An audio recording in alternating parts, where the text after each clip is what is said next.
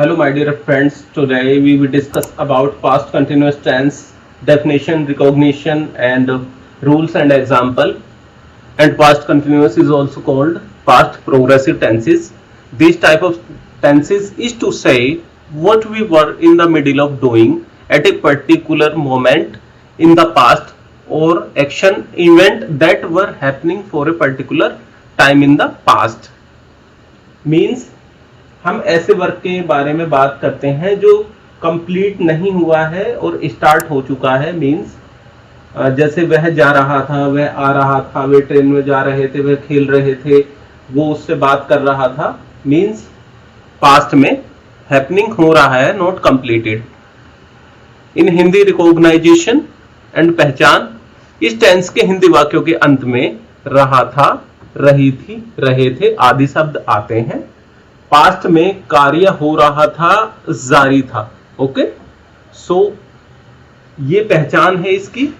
अगर इस टाइप से कहीं भी होगा तो उसमें एज पर पास्ट कंटिन्यूअस के रूल से उसे ट्रांसलेट करेंगे into English.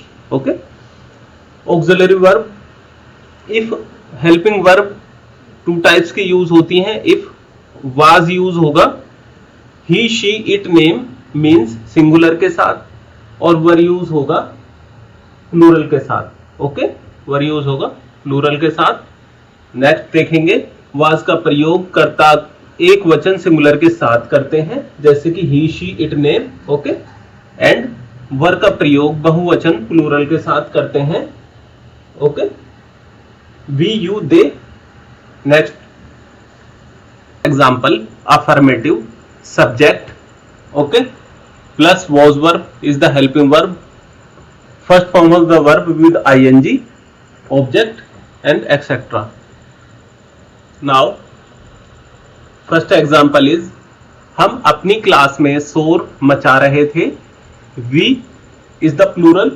okay, so verb is used making a noise in our class. okay, it is clear as per this formula. माली पौधों को पानी दे रहा था, माली is singular, so was is here. The gardener was watering the plant first. okay, now third one is, गली में ठंडी हवा चल रही थी। okay, the cold wind was blowing in the street. okay, now next formula, negative subject was or were as per according to the subject. okay, not first form of the verb with ing, object and etc. now see example, वे गंगा में स्नान नहीं कर रहे थे, नहीं। okay, they plural, were is used as per subject. okay, not bathing in the Ganga. okay, Rahul बाजार से बाल्टी नहीं ला रहा था।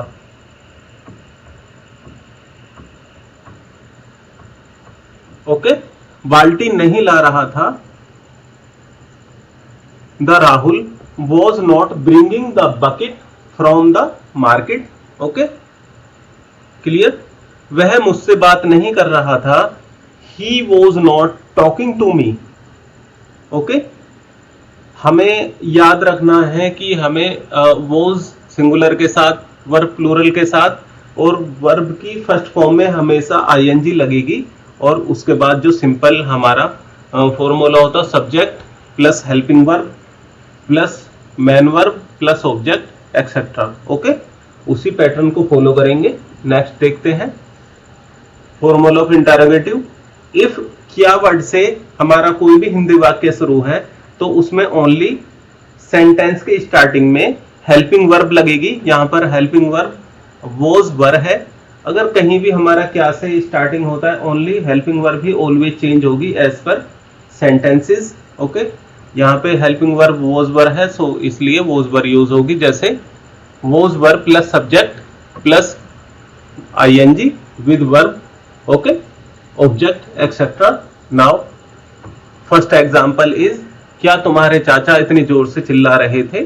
Was your uncle shouting so loudly?